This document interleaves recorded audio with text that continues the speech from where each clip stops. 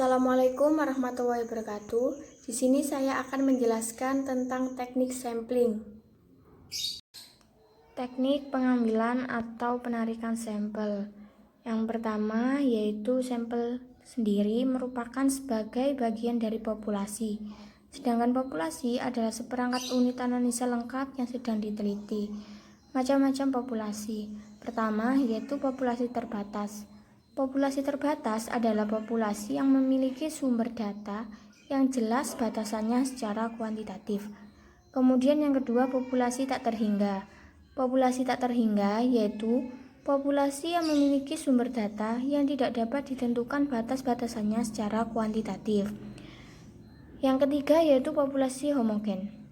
Populasi homogen yaitu keseluruhan anggota populasinya memiliki sifat sama. Maksudnya, tidak ada perbedaan hasil tes dari jumlah tes populasi yang berbeda. Kemudian yang terakhir yaitu populasi heterogen, yaitu keseluruhan anggota populasi yang memiliki sifat berbeda. Maksudnya, individu anggota dari populasi tersebut memiliki sifat yang bervariasi. Kemudian teknik sampling, yaitu mempunyai dua jenis. Yang pertama probability sampling atau menggunakan prinsip random. Kemudian yang kedua yaitu non-probability sampling atau tidak menggunakan prinsip random. Kita membahas terlebih dahulu yang probability sampling. Yang pertama yaitu cluster random sampling, yaitu teknik ini biasanya digunakan apabila ukuran populasinya tidak diketahui dengan pasti. Jadi, jika klaster bersifat wilayah atau geografis yang kecil, maka pengambilan sampelnya dapat dilakukan dengan satu tahap atau biasa disebut dengan simple cluster sampling. Terus, apabila klasternya besar atau wilayahnya besar, harus melalui beberapa tahap, yaitu menggunakan multi-stage cluster sampling. Kemudian, yang kedua yaitu stratified random sampling. Digunakan apabila populasinya tidak homogen. Maksudnya di sini jadi bersifat heterogen. Untuk dapat menggambarkan secara jelas sifat populasi yang heterogen, maka populasi yang bersangkutan harus dibagi-bagi ke dalam lapisan atau strata yang sama atau homogen. Kemudian strata tersebut diambil sampel secara acak. Kemudian yang ketiga yaitu simple random sampling. Simple random sampling ini sampelnya diambil sedemikian rupa sehingga setiap unit penelitian mempunyai kesempatan untuk dipilih. Dan yang terakhir yaitu sampling random systematic.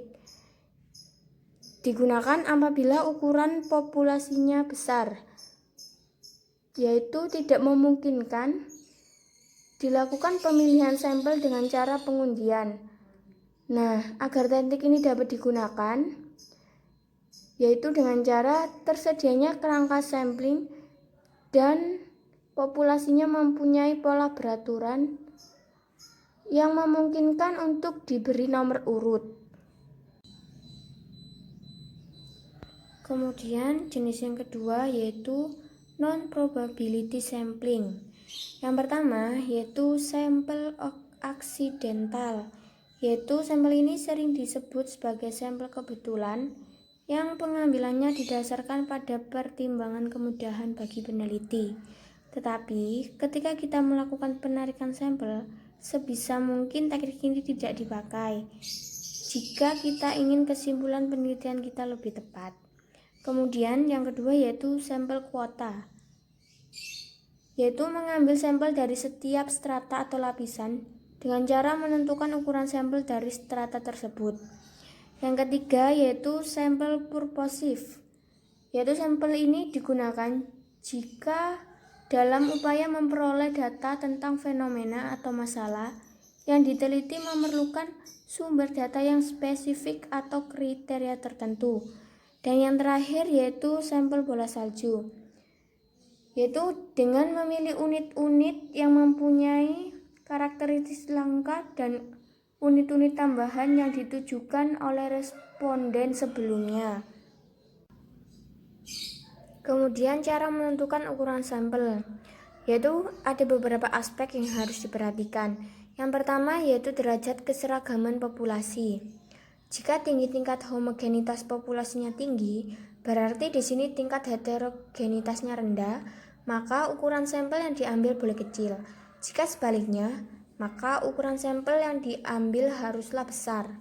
Untuk menentukan tingkat homogenitas populasi yaitu dengan menggunakan uji statistik. Yang kedua yaitu tingkat presisi, tingkat keakuratan hasil penelitian yang diinginkan.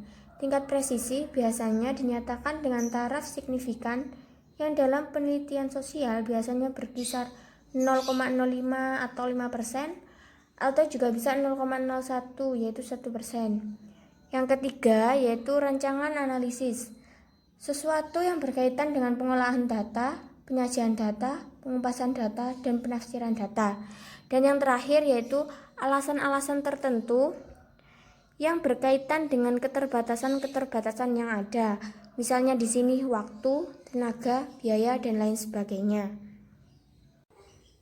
Itu tadi yang dapat saya jelaskan. Sekian dari saya. Wassalamualaikum warahmatullahi wabarakatuh.